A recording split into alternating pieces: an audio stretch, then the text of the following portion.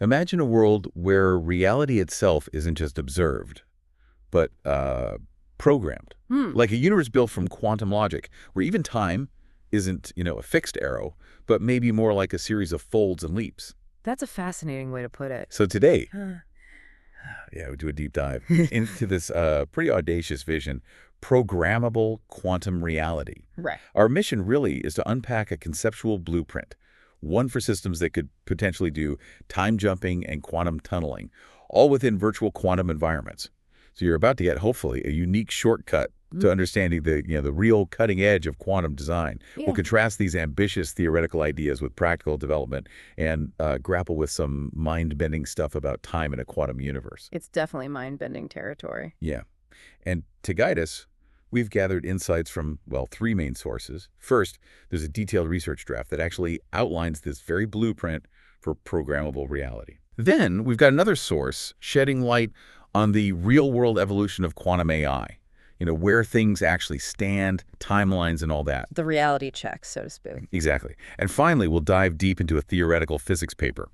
This one explores quantum time operators and what time jumps really mean fundamentally. Getting down to the nitty-gritty physics. Right. So it's a journey from pure concept to practical hurdles to the very fabric of reality. So let's start with this grand vision. This isn't just about, like, faster computers, is it? No, not at all. We're talking about the initial design stage for quantum systems, blueprinting qubits as these cubic structures, integrating advanced material science, self-evolving software.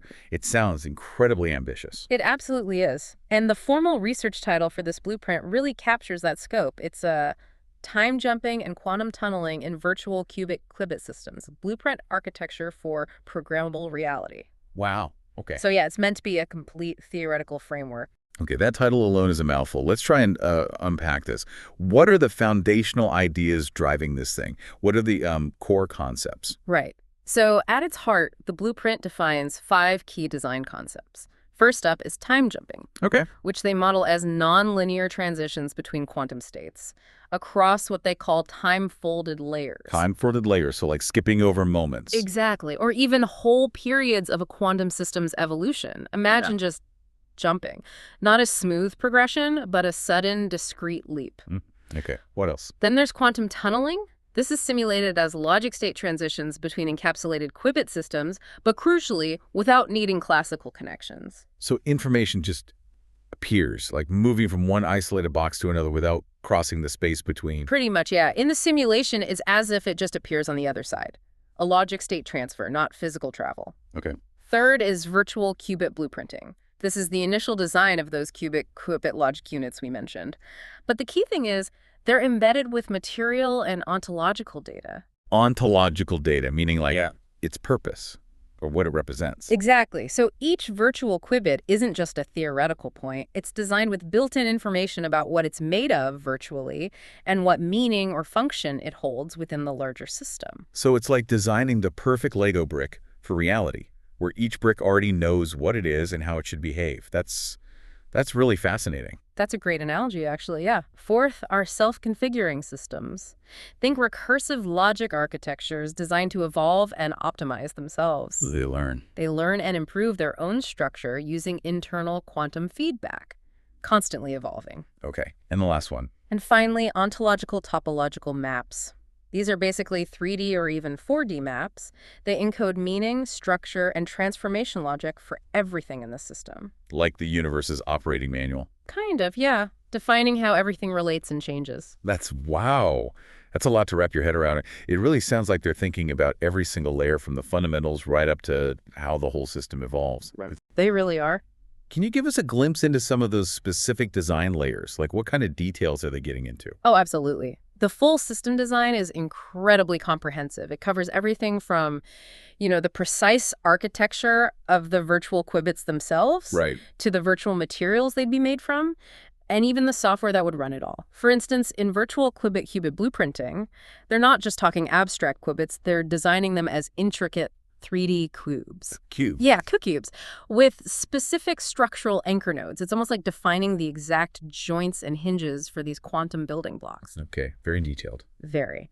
Then there's the material science and virtual matter modeling. This gets into mapping these qubit designs to actual known 2D quantum materials like graphene, for example, and simulating programmable metasurfaces. So trying to see how these virtual designs would act if they were physical. Exactly, even predicting how they might change their quantum phase. And they also detail the software infrastructure. This includes developing entirely new, self-evolving blueprint languages. You mentioned those, Higgion-Lang and QLOS. Right. Higgion-Lang QLOS. These aren't just programming languages, they're designed to write and rewrite their own quantum rules. Languages that evolve their own code. That's amazing. It is. And on the hardware and architectural engineering side, they're even planning for future hybrid systems combining traditional chips with quantum processing units. So if this blueprint were to actually, fully materialize someday, what are the most audacious applications? What could this programmable reality really achieve? Well, the blueprint outlines several, frankly, mind-bending use cases. Imagine self-designing AI architectures. AI that rebuilds itself. Literally re-engineers its own fundamental structure, potentially. Or think about time-fold quantum communication systems. The time jumps again. So communication that bypasses linear time. Potentially. Maybe sharing information instantaneously across vast distances by leveraging these simulated jumps. Wow. What else? They also list quantum material blueprint simulators, think rapid innovation in material science, virtual reality physics engines with logical consistency. For truly realistic VR. Yeah, VR, where the physics is completely self-consistent based on these quantum rules. And finally, trans-dimensional data transmission simulation models. Which sounds like moving data in completely new ways. Exactly. Revolutionizing how we think about moving and accessing information, maybe beyond our current physical limits. So that's why this isn't just some abstract thought experiment, right? This blueprint, it's the foundational thinking behind possibilities that could fundamentally change, well, everything. How we interact with tech, information, maybe reality itself. That's the potential, yes. The grand vision. Now, you might be wondering, and I certainly am, is this ambitious blueprint something that's, actively being built today? Or is it purely conceptual? Just a theoretical dream? That's an excellent and crucial question. And it brings us neatly to our second source, which is called Quantum AI, Evolution to Programmable Reality. Here's the reality check. Exactly. This source describes the current era ongoing, leading up to July 2025. It's often called the NISQ era. NISQ? Yeah, NISQ stands for Noisy Intermediate Scale Quantum, and it's characterized by, well, significant limitations in physical quantum hardware. Like what? Limited qubit counts, for one. Fragility, decoherence, meaning the quantum states break down really quickly, lots of noise, and poor connectivity between the qubits. So the actual machines are still pretty difficult to work with. Very difficult. And these hardware challenges are precisely what led to the emergence of the simulation-first approach. This is also ongoing. Simulation first. Right. This paradigm introduced virtual quantic blueprints, VQBs. Think of them as dynamic digital maps of quantum hardware. Okay. Like a digital twin. Sort of, yeah.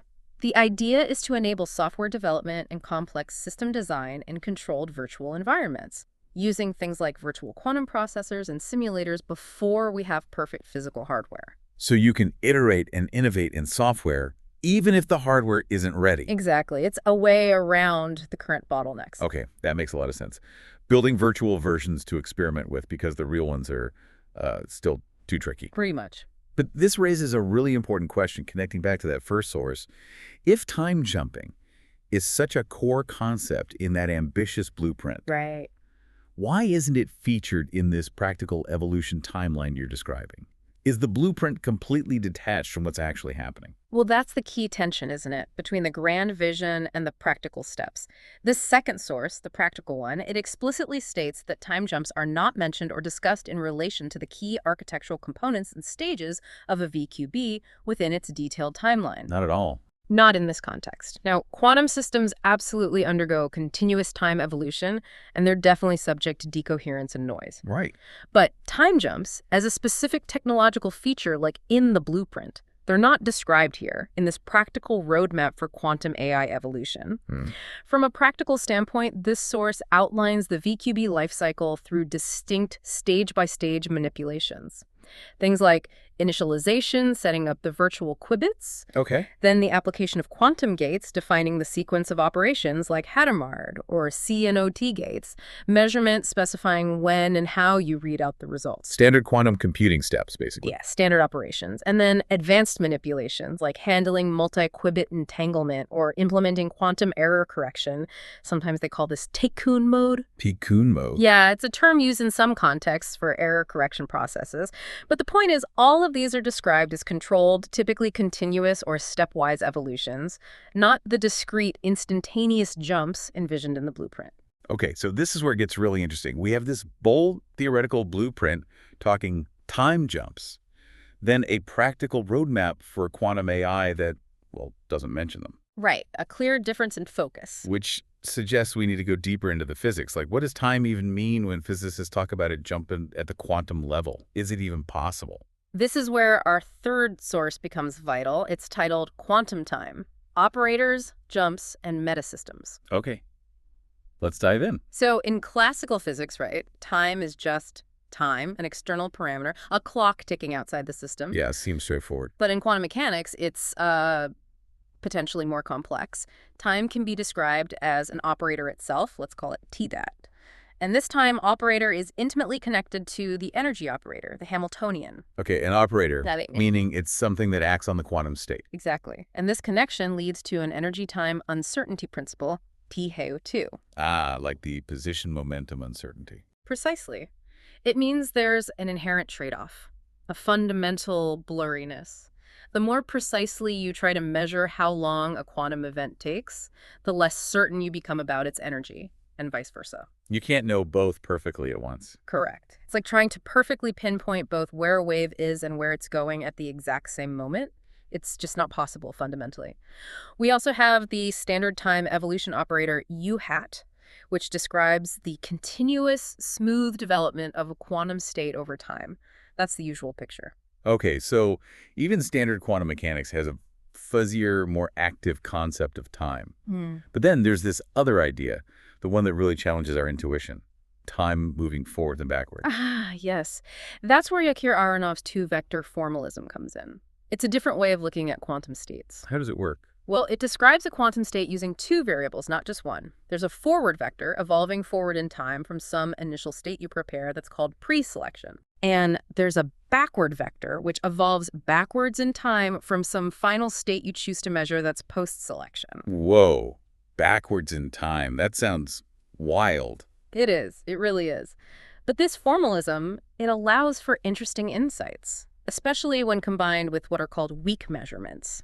It gives us a framework to understand phenomena where the state of a system between measurements seems influenced by both the past and the future outcome. Like the system knows where it's going. In a manner of speaking, yes. It provides a different perspective on effects like the Aronoff-Bohm effect. It's a way to talk about quantum reality where the state isn't just fixed solely by its past. That's almost philosophical. Yeah. So with that kind of framework in mind, what do these time jumps actually mean phenomenologically? We're definitely not talking about a DeLorean, right? No, definitely not a time machine in the sci-fi sense. When physicists talk about time jumps phenomenologically in quantum systems, they mean discrete, instantaneous transitions, not smooth, linear changes. Like flipping a switch, not turning a dimmer dial. Exactly like that. It's either on or off, state A or state B, with no smooth transition in between. A classic example is the collapse of the wave function. If you perform a precise time measurement, the system might jump to a specific time eigenvalue, and the time of this collapse itself is discretely sampled. So the measurement causes the jump. In many cases, yes. The act of measurement, especially projective measurements, can force these instantaneous transitions. This also connects to some other weird quantum effects, like the quantum Zeno effect. Zeno, like the paradox. Sort of, yeah. If you measure a quantum system frequently enough, you can essentially freeze its evolution, prevent it from changing, prevent it from making certain jumps. Watching the pot keeps it from boiling. That's the classic analogy. And conversely, there's the anti-Zeno effect. Under certain conditions, frequent measurements can actually increase the probability of the system transitioning between states, making it jump more often. Okay, that's really counterintuitive. Watching it makes it change faster. It can, yes. Experiments with trapped ions, for instance, have actually demonstrated this kind of hopping between energy levels, influenced by how they're measured or interacted with. So we can potentially freeze a quantum state. or speed up its changes just by observing it in the right way. Mind-boggling. It challenges our classical intuition for sure. And what's fascinating here is how this idea of jumping extends beyond just single energy levels. It can apply to more complex scenarios. Like what? Well, you can think of a larger quantum system as a kind of supersystem made up of several smaller subsystems. Each subsystem lives in its own sort of quantum space, its own Hilbert space. Okay, systems within systems. Right. And jumping across between these subsystems is a complex phenomenon. It involves interactions that essentially connect these different spaces. For example, the source mentions if you measure something in subsystem B, Yeah. subsystem A, even if it's separate, can instantaneously switch to a new state. They call this a modular jump. It creates what's described as a non-local time image. Non-local time image. Can you paint a picture? Is that like entanglement, where measuring one particle instantly affects the other no matter the distance, creating a shared instantaneous moment? That's a really good way to visualize the implication, yes. Phenomenologically, this allows for incredibly complex dynamics. Specific states in one part of the system can excite or influence superstates in another almost instantaneously. Processes like, theoretically, time coordination between distant quantum particles could potentially use these jumps for what amounts to instantaneous information transfer. Okay, so let's recap the physics here. What are the actual mechanisms causing these quantum jumps? All right, so the source highlights a few key mechanisms. First, a quantum quench. That's a sudden, abrupt change in the system's parameters, like its energy settings, the Hamiltonian, that can force a discrete jump in the state. Okay, a sudden shock to the system. Exactly. Second, measurement-induced jumps. We talked about this projective measurements, especially if you could precisely measure the time operator, can cause the system to jump from an initial moment, say t0, to a specific outcome, tn, without passing through the moments in between. The act of looking forces the leap. In a sense. And third, transitions between types of quantum systems. This could be a quantum phase change, like a material suddenly becoming a superconductor, or it could be that immediate jump of an entangled subsystem when you measure its partner. Got it. So combining that concept of the time operator with the two-vector formalism we discussed earlier, that provides a formal mathematical framework to actually describe these jumps in time itself, and jumps between different kinds of quantum systems or subsystems. Okay, so we've got this really profound, if mind-bending, theoretical understanding of quantum jumps, these instantaneous shifts in time and state. Now, bringing it all back, how might these abstract phenomena actually be engineered into that ambitious programmable reality blueprint we started with? How do you even design for that? Right, bridging the gap. Well, the blueprint actually lays out a high-level program design that attempts to do just that. Okay. The information flow starts from a user or designer interface. Then it goes through a control and orchestration layer. And this layer is key. It includes a scenario manager, a blueprint compiler, and crucially, a dedicated time jump scheduler. A scheduler specifically for time jumps. Exactly. And all that feeds down into the core simulation engine. And inside that engine. Within the engine, specific modules are designed to handle these concepts. There's the VCQ model that stands for Virtual Cubic Qubit. Its job is to create the virtual qubit objects based on the blueprint files. Okay, building the virtual blocks. Then there's the gate engine. It applies the standard quantum operations, the unitary gates, but it also specifically schedules those quench events we talked about, the sudden Hamiltonian changes that could trigger jumps in the simulation. Actively programming the quenches. Yes. And then there's the tunnel module. This acts as the time jump controller. It receives the time jump instructions from the scheduler, checks if they're feasible within the simulation's rules, and then performs the virtual state transfer. How does it do the transfer? According to the blueprint, it could happen in two main ways. Either by state reinitialization in a target timeline, basically hitting reset and starting fresh in a new simulated moment, or by branching into a parallel VQB instance, a whole separate simulated reality, but one that shares entanglement history with the original. Creating parallel timelines within the simulation. Wow, it's complex, yeah. And finally, there's a material-aware runtime, which simulates environmental effects, like decoherence and temperature, to make the simulation more realistic and adjust gate fidelity. That kind of integration sounds almost impossibly complex. It's a truly intricate system design. But you can really see how they're trying to meticulously plan for incorporating these deep theoretical quantum ideas into something functional, at least in simulation. Absolutely. And this detailed virtual blueprinting, this focus on simulation, and the development of these ambitious frameworks they mentioned, like the AI Genesis Engine and the Quantum Linguistic Operating System, London's QLOS. being unveiled soon, July 17th. Right, the one supposedly set for unveiling in the Quantic Symphony project on July 17th, 2025. This whole approach is critical. It connects directly back to that simulation-first paradigm from our second source. Right. It allows developers to design, test, and explore these incredibly complex quantum systems in a controlled virtual environment, essentially bypassing the current practical limitations of the noisy intermediate-scale physical hardware we have today.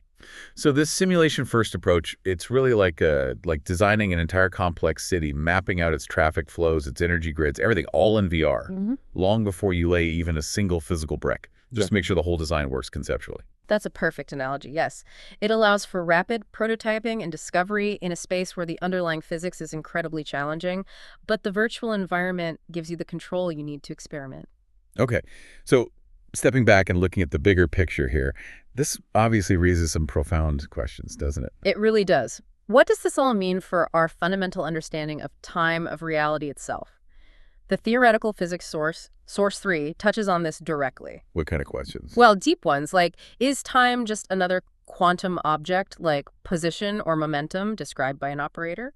Or is it something different, an external parameter that just ticks? What are the implications if the universe has this super unitary nature they hint at, meaning maybe it's even more interconnected and dynamic than standard quantum mechanics suggests? And how do these discrete dynamics in time, these jumps, relate to the continuous evolution we usually observe? How might this all align with other fundamental theories, like relativity, where space and time are woven together into a single entity, space-time? Big questions. No easy answers there, I imagine. Not at all. These are areas of active debate and research at the frontiers of physics. So looking ahead, what are the next steps proposed in these documents? Yeah. Where does this research go from here? Well, the blueprint itself proposes some immediate next steps, things like actually prototyping the logic for those virtual cubic qubit gates, developing specific time jump simulation scripts. Getting hands-on with the code. Right. Also integrating real experimental data about 2D materials into the simulations and building visual mind map dashboards to help researchers actually manage and understand this immense complexity. Makes sense. And the academic paper. The academic paper proposal also outlines crucial future work, things like hardware-in-the-loop prototyping, trying to connect these simulations to real, albeit limited, quantum hardware, developing advanced chronologic programming extensions, new ways to actually code for these time-related phenomena, standardizing the virtual blueprint format so different teams can collaborate. And critically, they also highlight the need to address the ethical and societal considerations. Yeah, that seems pretty essential with technology that's potentially powerful. Absolutely. It's something that needs to be part of the conversation from the beginning. So what does all of this mean for you, listening to this? Yeah. Someone just curious about the future. Well, I think it means the line between what's purely theoretical and what might become tangible in quantum technology is blurring faster than maybe we realize. Things are moving quickly, conceptually at least. Yeah. So today, we've taken a really deep dive into a truly audacious vision, this blueprint for programmable quantum reality. We've unpacked its core ideas, time-jumping, quantum tunneling in these virtual qubit systems. Right. We balance that with the current realities of quantum AI, the NISQ era challenges, and this crucial simulation-first approach. Grounding the vision. And we grounded it all in the, well, frankly, mind-bending theoretical physics of quantum time, looking at operators, the two-vector formalism, and what these jumps might actually represent. From blueprint to practice to theory. Exactly. So here's a final thought for you to ponder. If reality at some level can be programmed, and if quantum theory itself suggests time isn't necessarily fixed, that it can perhaps jump or behave in nonlinear ways at the most fundamental level, how might our deeply ingrained perception of linear time, a fixed past, present, and future, how might that be fundamentally challenged or maybe even reshaped by these emerging technologies and ideas? It's a profound question. Maybe the future isn't something we just arrive at passively, but something we might, in some very strange new sense, get to program or choose. Something to think about. We encourage you to ponder these questions and explore further.